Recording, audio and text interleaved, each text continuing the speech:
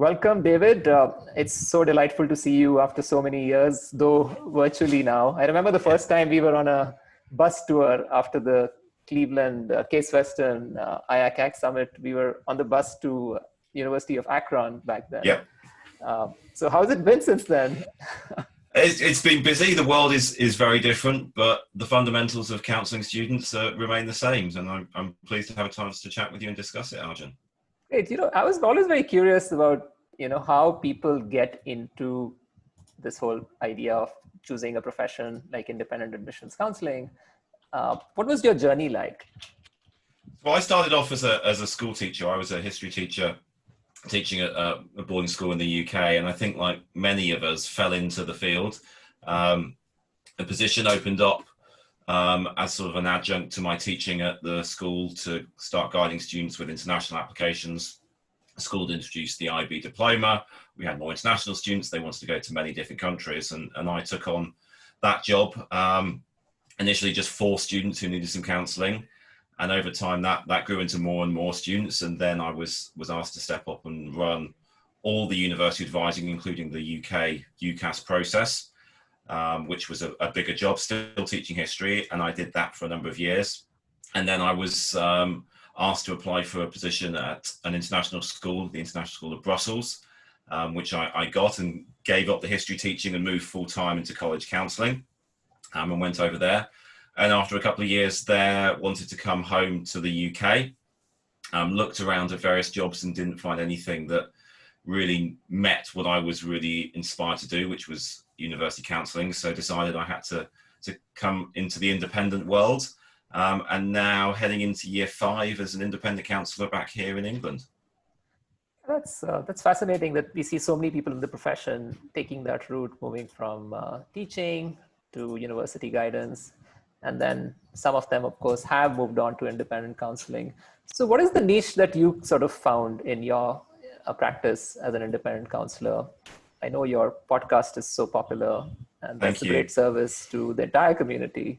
And there's so much to share, and we can all grow from just being on this platform together to help each other. So yeah, I'd love to hear about how were your early days and how did you discover what you're really good at? Yeah, so as I said, my background was working in UK schools, particularly boarding schools.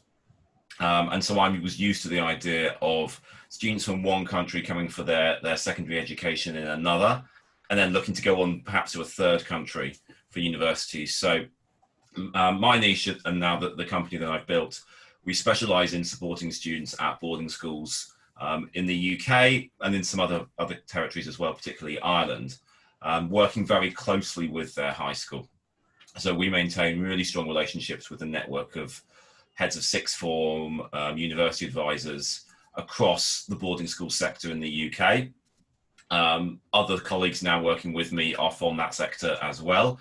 So that is mostly what we do. So we try and add as a sort of top-up service to what the school can provide. I mean, a bit like school brings in a violin teacher, or school brings in a speech and language teacher. They bring in us as the university specialists, and the same way as with those people, we are a service that the family pays for.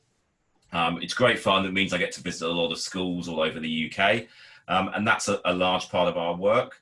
We also work with students from other parts of the world who want to come to Western Europe to study. So we do a lot of work supporting students from the US or continental Europe who want to apply to universities in, say, the UK, Ireland, Netherlands, those places.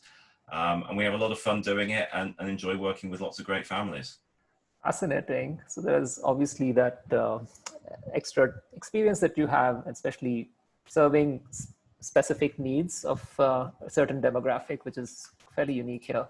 But of course, the world has changed, like you were saying, and there are things that we've learned in our practice to pivot and do things differently. Your podcast in this time has also picked up quite a bit.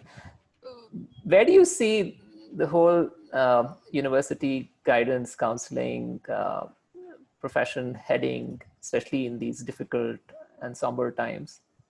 Yeah, I think there's actually some good trends coming out of the fact that people have a bit more time necessarily to focus on the quality of things, and technology actually enables us all to connect. So I'm quite positive about things like COVID. I think one of the real concerns I've had over a number of years, I know you shared it in particular, Arjun, with the situation in India. And I think the whole Rick Singer scandal, I've got the book actually behind me on my shelf, the wonderful book on this called, and sort of examining that horrible US mission scandal, is it's very easy to say I'm a university advisor and to put some names of flashy universities on the website and convince some families you know what you're doing.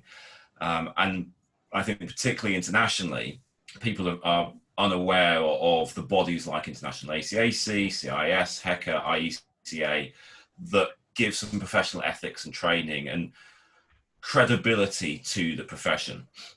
I'll put my neck out on saying, yeah, there are companies which have huge marketing budgets. Crimson is perhaps the best example of this, where the people who are doing the work may be straight out of university, have relatively limited track record, don't have training, qualifications, memberships, etc. And everyone wants to sort of look at USA Today and Crimson Education, you'll find all sorts of exposés about this kind of stuff. And so I'm really quite positive that technology and time, it means that families are really starting to understand that this is a profession with a code of ethics, with qualifications, where relationships you have with other counsellors, with their high schools, and most importantly with university admissions officers, is fundamentally important to ensuring that students are successful in this process. And success isn't the fact that they enjoy it, it's healthy for them and they get good outcomes, not successful in that you can stick a Yale bumper sticker on the back of your car. And so I think the changes that we're seeing enable those of us within this community.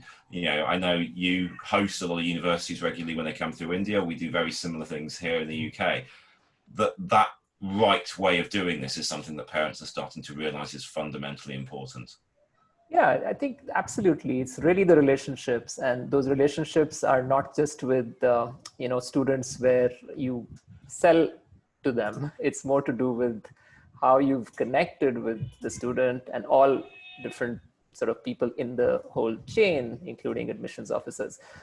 So knowing the love we have for so many universities who've hosted us on their campuses and our friends in the IACAC community, it's just fantastic to see different collaborations, new ideas being shared online, everyone trying to do things together, College Board, CIS, IACSE, many other sort of groups. Where do you see even bigger opportunities, if at all, for independents, high schools, colleges to do things together and not get fatigued in this whole situation?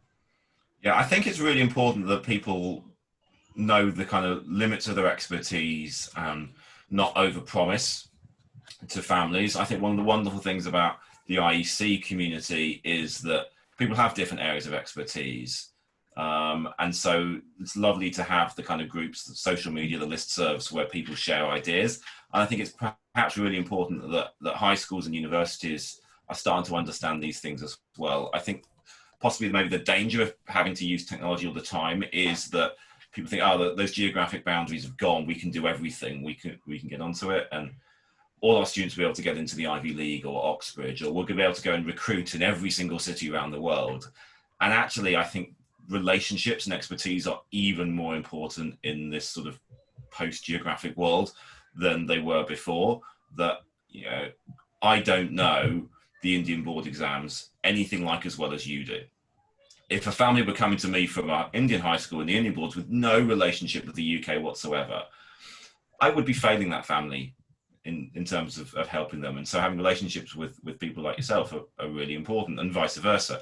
Equally, universities who want to come and recruit in parts of India need to have relationships with people like you.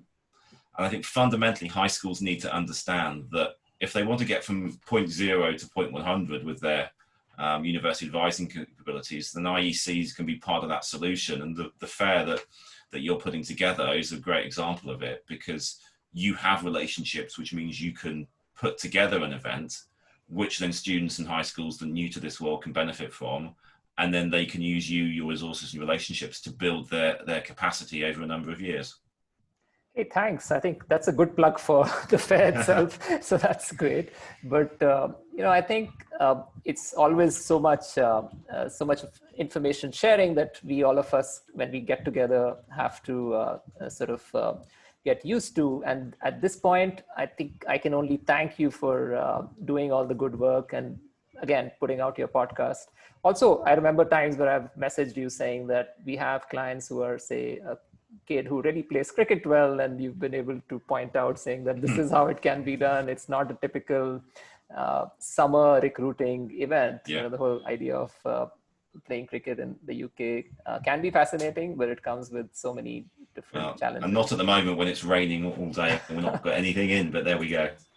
Hey, so thanks again and look forward to seeing you. My pleasure. Bye.